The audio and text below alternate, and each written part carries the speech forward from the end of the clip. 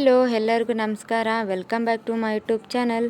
ಇವತ್ತು ನಾನು ಸಾಬುದಾನಿ ಅಥವಾ ಸಬ್ಬಕ್ಕಿ ಖೀರ್ ಹೇಗೆ ಮಾಡೋದಂತ ನಾನು ನಿಮಗೆ ತೋರಿಸ್ತಾ ಇದ್ದೀನಿ. ನಾನು ಸಾಬುದಾನಿನ ಒಂದು 250 ಗ್ರಾಮ್ಸ್ ತೊಗೊಂಡಿದ್ದೀನಿ. ಇದನ್ನು ಚೆನ್ನಾಗಿ ನೀರಲ್ಲಿ ವಾಶ್ ಮಾಡಿಕೊಂಡು ಹಾಗೆ ನೀರಲ್ಲಿ ಒಂದು 2-3 ತಾಸು ನೆನೆಗೆ ಬಿಟ್ಕೊಂಡಿದ್ದೆ. ನೆಂದಾದ್ಮೇಲೆ ನೀರನ್ನೆಲ್ಲ ಬಸ್ಕೊಂಡು ಇಟ್ಕೊಂಡಿದ್ದೀನಿ. ಈಗ ಸಬ್ಬಕ್ಕಿ ಖೀರ್ ಹೇಗೆ ಮಾಡೋದಂತ ತೋರಿಸ್ತಾ ಇದ್ದೀನಿ. ಈಗ ಮೊದಲಿಗೆ ಒಂದು ಬಾಣಲಿ ಇಟ್ಕೊಂಡು ಅದಕ್ಕೆ ಒಂದು 2 ಸ್ಪೂನ್ ಅಷ್ಟು ತುಪ್ಪ ಹಾಕ್ಕೊಂಡಿದ್ದೀನಿ. ಈಗ ಇದಕ್ಕೆ ನಾನು ಸಣ್ಣದಾಗಿ ಕಟ್ ಮಾಡ್ಕೊಂಡಿರೋ ಬಾದಾಮಿ ಹಾಗೆ ಗೋಡಂಬಿ ಹಾಕ್ಕೊಂಡು ಚೆನ್ನಾಗಿ ತುಪ್ಪದಲ್ಲಿ ಫ್ರೈ ಮಾಡ್ಕೊಳ್ತಾ ಇದ್ದೀನಿ. ತುಪ್ಪದಲ್ಲಿ ಬಾದಾಮಿ ಹಾಗೆ ಗೋಡಂಬಿ ಚೆನ್ನಾಗಿ ಫ್ರೈ ಆದಮೇಲೆ ಇದಕ್ಕೆ ನಾನು ಸಣ್ಣದಾಗಿ ಕಟ್ ಮಾಡ್ಕೊಂಡಿರೋ ಒಣ ದ್ರಾಕ್ಷಿನೂ ಹಾಕ್ಕೊಂಡು ಚೆನ್ನಾಗಿ ಫ್ರೈ ಮಾಡ್ಕೊಳ್ತಾ ಇದ್ದೀನಿ. ಈಗ ಬಾದಾಮಿ ಹಾಗೆ ಗೋಡಂಬಿ ದ್ರಾಕ್ಷಿ ಕೂಡ ತುಪ್ಪದಲ್ಲಿ ಚೆನ್ನಾಗಿ ಫ್ರೈ ಆಗಿದೆ. ಇದನ್ನು ನಾನು ಈಗ ಒಂದು ಬೌಲಿಗೆ ತಗೊಂಡು ಹಾಕ್ಕೊಳ್ತಾ ಇದ್ದೀನಿ. ಈಗ ಇದೇ ಬಾಣಲಿಗೆ ಇನ್ನೊಂದು ಸ್ಪೂನು ತುಪ್ಪ ಹಾಕ್ಕೊಂಡು ಈಗ ನಾನು ಸಬ್ಬಕ್ಕಿನ ನೆನೆಸಿಟ್ಕೊಂಡಿದ್ನಲ್ಲ ಅದನ್ನು ಈಗ ಆ್ಯಡ್ ಮಾಡ್ಕೊಳ್ತಾ ಇದ್ದೀನಿ. ಈ ಥರ ಸಬ್ಬಕ್ಕಿನ ಹಾಕ್ಕೊಂಡು ತುಪ್ಪದಲ್ಲಿ ಇದನ್ನು ಕೂಡ ಫ್ರೈ ಮಾಡ್ಕೋಬೇಕು. ನೋಡಿ, ನಾನು ನಿಮಗೆ ತೋರಿಸ್ತಾ ಇದ್ದೀನಿ. ಈ ರೀತಿ ಚೆನ್ನಾಗಿ ತುಪ್ಪದಲ್ಲಿ ಫ್ರೈ ಮಾಡ್ಕೊಳ್ಳಿ ಸಬ್ಬಕ್ಕಿ ಕೂಡ.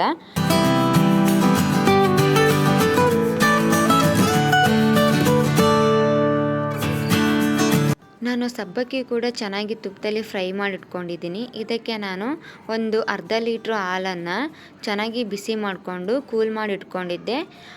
ನಾನು ಸಬ್ಬಕ್ಕಿನ ಒಂದು 250 ಗ್ರಾಮ್ಸ್ ತೊಗೊಂಡಿದ್ನಲ್ಲ ಅದಕ್ಕೆ ನಾನು ಅರ್ಧ ಲೀಟ್ರ್ ಹಾಲನ್ನ ಆ್ಯಡ್ ಮಾಡ್ಕೊಳ್ತಾ ಇದ್ದೀನಿ.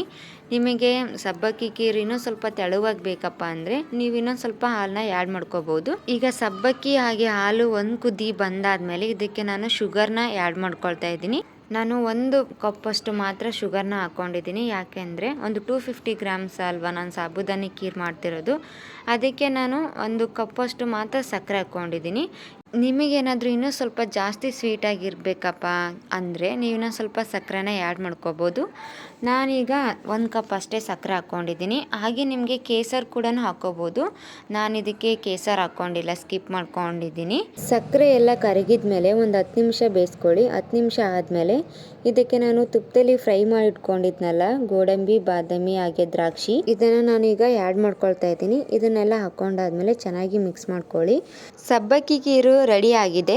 ಇದನ್ನು ನೀವು ಬಿಸಿ ಬಿಸಿಯದೇ ಇದ್ದರೆ ತಿಂದ್ರೂ ಸೂಪರ್ ಟೇಸ್ಟ್ ಇರುತ್ತೆ. ಇಲ್ಲ ನೀವು ಫ್ರಿಜ್ಜಲ್ಲಿ ಒಂದು 1/2 ಅವರು ಎತ್ತಿಟ್ಕೊಳ್ಳಿ. ಕೂಲಾಗಿ ಆದಮೇಲೂ ತಿಂದ್ರೂ ಸೂಪರ್ ಟೇಸ್ಟ್ ಇರುತ್ತೆ. ನೋಡಿ ಹೇಗೆ ಕಾಣಿಸ್ತಾ ಇದೆ ಅಂತ, ಸಖತ್ ಟೇಸ್ಟಿಯಾಗಿ ಬರುತ್ತೆ. ತುಂಬಾ ಕಡಿಮೆ ಸಮಯದಲ್ಲಿ ಮಾಡ್ಕೋಬೋದು. ಒಂದು 20 ಮಿನಿಟ್ಸಲ್ಲೇ ಇದನ್ನು ರೆಡಿ ಮಾಡ್ಕೊಂಬಿಡ್ಬೋದು. ದಿಢೀರನೇ ಸ್ವೀಟ್ ಏನು ಮಾಡೋದಪ್ಪ ಅಂತ ಯೋಚನೆ ಮಾಡ್ತಿರ್ಬೇಕಾದ್ರೆ ಸಬ್ಬಕ್ಕಿ ಖೀರ್ನ ಆರಾಮಾಗಿ ಮಾಡ್ಬೋದು. ಲಾಸ್ಟಿಗೆ ಹಾಗೆ ಇದಕ್ಕೆ ಏಲಕ್ಕಿ ಪೌಡರ್ ಹಾಕ್ಕೊಂಡ್ರೆ ಈ ಸಬ್ಬಕ್ಕಿ ಖೀರು ಕಂಪ್ಲೀಟಾಗಿ ರೆಡಿನೇ ಆಯಿತು. ನೋಡಿ ಹೇಗೆ ಕಾಣಿಸ್ತಾ ಇದೆ ಅಂತ.